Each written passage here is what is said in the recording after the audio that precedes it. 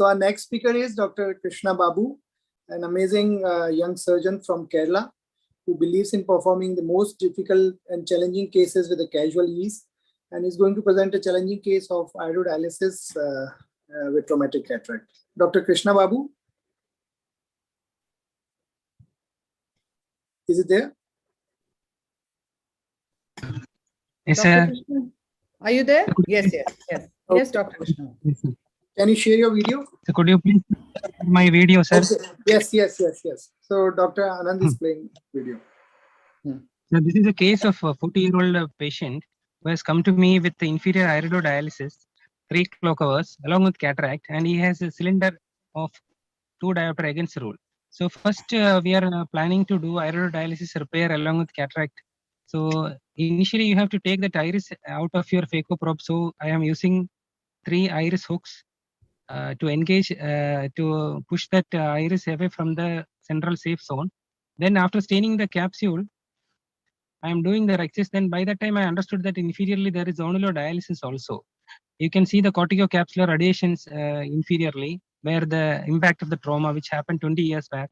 So to counter the zonulodialysis, I am putting a CTR so that the convex part of the CTR comes at the zonulodialysis area which is inferiorly. So the CTR goes in completely. This staining with trypan glue helps a lot when you deal with ZD cases. Then the phaco part is the phaco quadrant removal. Since it is a corticocapsular radiation inferiorly, it is very difficult to. I found it very difficult to rotate the nucleus. So at last, somehow this NS2 nucleus is coming out. So after dealing with the nucleus part, the next challenge is to remove the cortical fibers, because since we have placed a CTR, it is difficult to remove the cortex. So I am doing a little bit hydro to loosen up the cortex. So after this hydro, the cortex actually came out pretty easily. Then after removing whole cortex, you should not allow the AC to collapse because there is an inferior ZD. So immediately after removing the phaco probe, you have to place your put visco.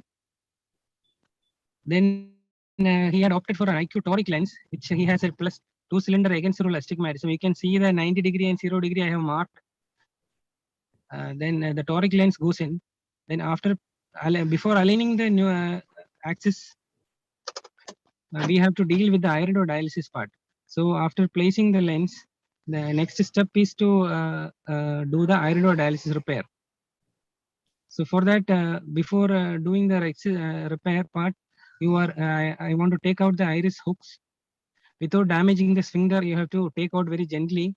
There's almost 3 clock hours of ZD inferiorly. So then for the iridodialysis repair, I want to do a peritomy inferiorly. So I'm doing a peritomy so that you can see the bare sclera. Then after cauterizing the sclera, you make a tunnel or groove, scleral groove 1.5 millimeter from the limbus. Then I am taking a nioprolene straight needle through the main port directly through the root of the iris. I am passing the needle, straight needle, through the root of the iris, through the peripheral part of the iridodialysis part. You take it out through the limbus, which comes out through your scleral groove. So to see, it is a double-armed straight needle nioprolene. So the other needle also I am taking out directly through the peripheral part of the iris and through the scleral groove, and you're tightening it. So make sure when you tighten, you should not tighten it too much so that there is a pupil peaking inferiorly. So you have to titrate and tighten it, and the knot should go into the scleral groove. You can use a 26 gauge needle also and take it out, dock the 26 gauge needle into the nioprolene, and then also you can do.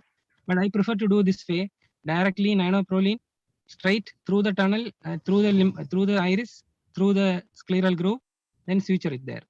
Then after that, I am aligning the nucleus into the 90-degree axis.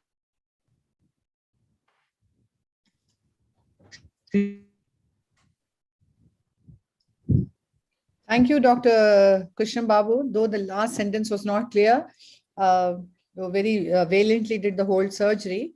Now I would like to ask Dr. Kamal Kapoor on this.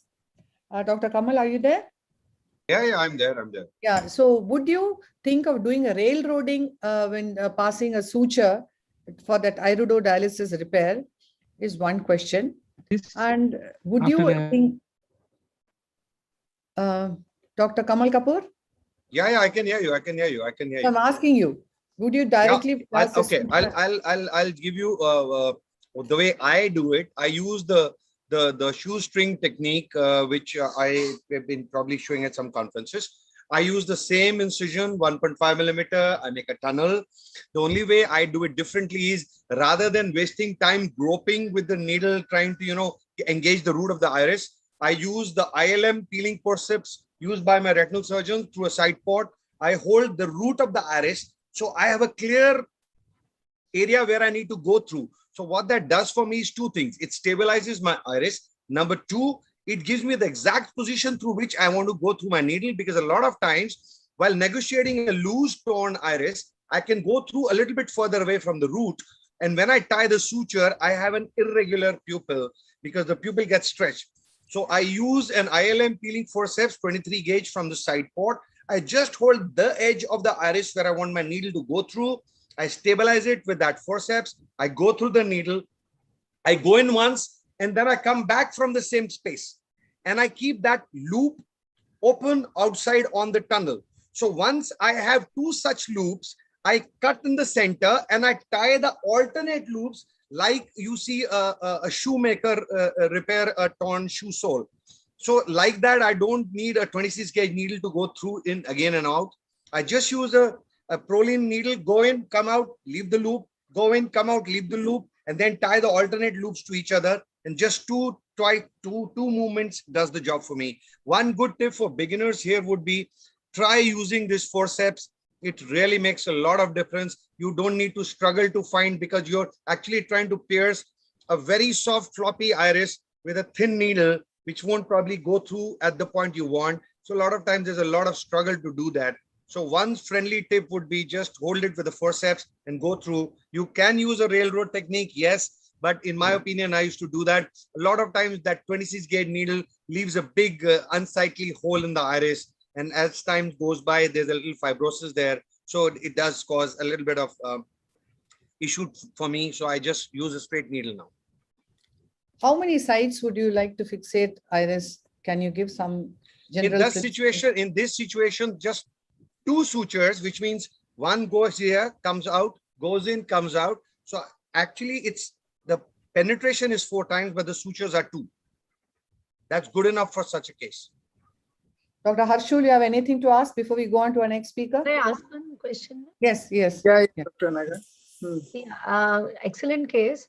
And I just wanted to ask if the scleral tunnel, that 1.5 millimeter beyond the limbus, could have been done before, at the beginning of the surgery, so that where the eye is tense.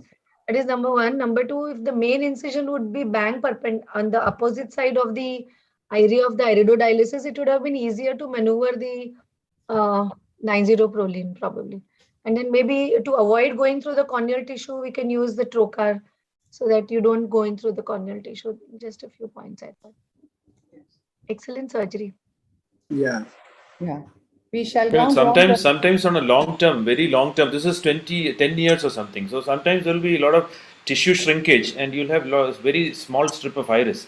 And you, whatever you do, you tie it towards the center, you will have a very peaked pupil. So I would put in some pilocarpine and see whether this is constricting to adequate, maybe 4 millimeters or something.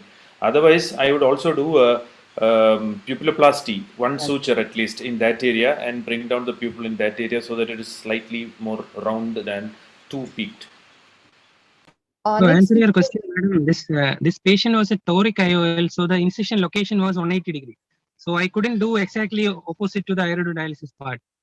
And another thing is, if you do a scleral tunnel before the phaco, then there will be a lot of blood around and it would be disturbing. So I thought I will do the scleral tunnel part after the phaco. And not to go through the corneal tissue, you can use a visco cannula to just prevent the nanoproline from going in through the corneal tissue. At your tunnel, in your left hand, you can hold the visco cannula, and through the right hand, you can pass the nanoproline. Okay, thank you, Dr. Krishna Babu. Nice video you showed.